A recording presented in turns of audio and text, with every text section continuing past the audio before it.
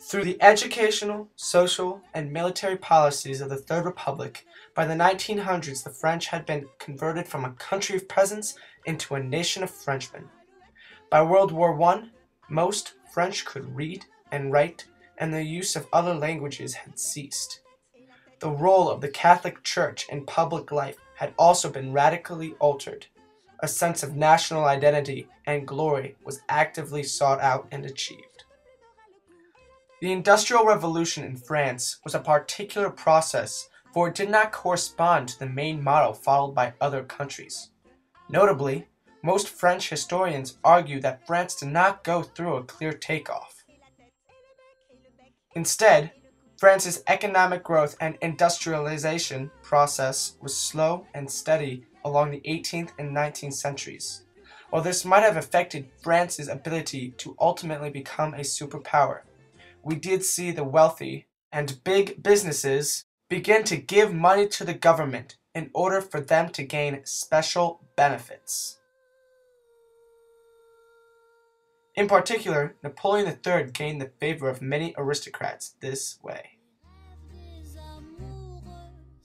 Fast forwarding a couple of years now, we see Louis Napoleon Bonaparte as the president of the French Second Republic, and as Napoleon III, the ruler of the Second French Empire as well.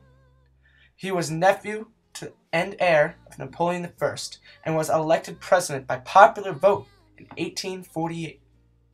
Napoleon III was primarily remembered for an energetic foreign policy which aimed to jettison the limitations imposed on France since 1850 by the Concert of Europe and reassert French influence in Europe and abroad. During his reign, he strategically waged war with many European powers in the Crimean War. The Crimean War is known for the tactical errors during the land campaign on both sides. Nonetheless, it is sometimes considered to be one of the first modern wars, as it introduced technical changes which affected the future course of warfare, including the first tactical use of the railways and the electric telegraph. It is also famous for the work of Florence Nightingale and Mary Seacole, who pioneered modern nursing practices while caring for wounded British soldiers. The Second French Empire was overthrown 3 days after Napoleon's disastrous surrender at the Battle of Sedan, 1870, which resulted in both of the proclamation of the French Third Republic and the giving of the territory of Alsace-Lorraine to the newly formed German Empire. The early days of the Third Republic were dominated by the Franco-Prussian War, which the Republic continued to wage after the fall of the Emperor. Some even say the war was started by the stupidest man in Europe during the time, Mr. Duc de Guermantes, who was acting as a diplomat to Prussia from France. Harsh reparations exacted by the Prussians after the war resulted in social upheaval and the establishment of the Paris Commune. Even though these boys were fighting those boys, the guys right there were the ones that won the war and placed a heavy burden on France, especially that guy.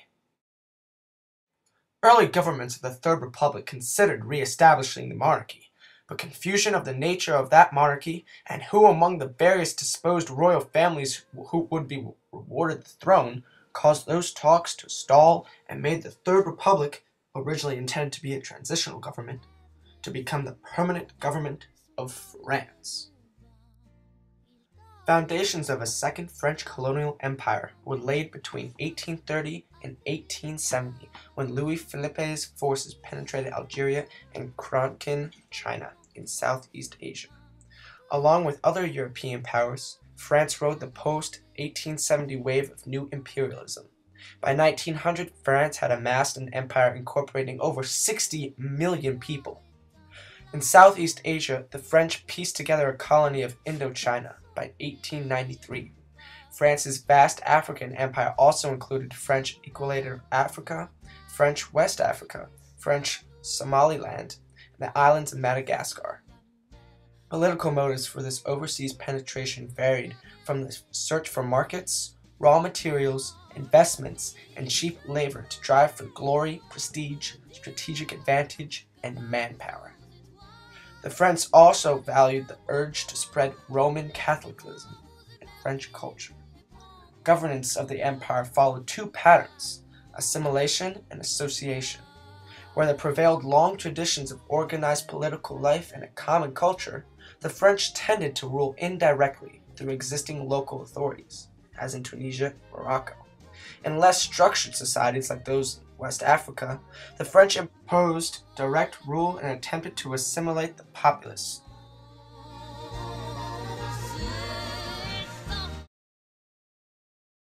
Champs-Élysées, le magasin Zara était en train de fermer vers minuit quand deux braqueurs ont menacé deux employés pour repartir avec la caisse. 3. L'arrivée en France d'une version grand public du taser, ce pistolet électronique. 4. La grève dans l'éducation nationale, c'était aussi dans le JT. Enfin, le yo-yo des bourses européennes aujourd'hui.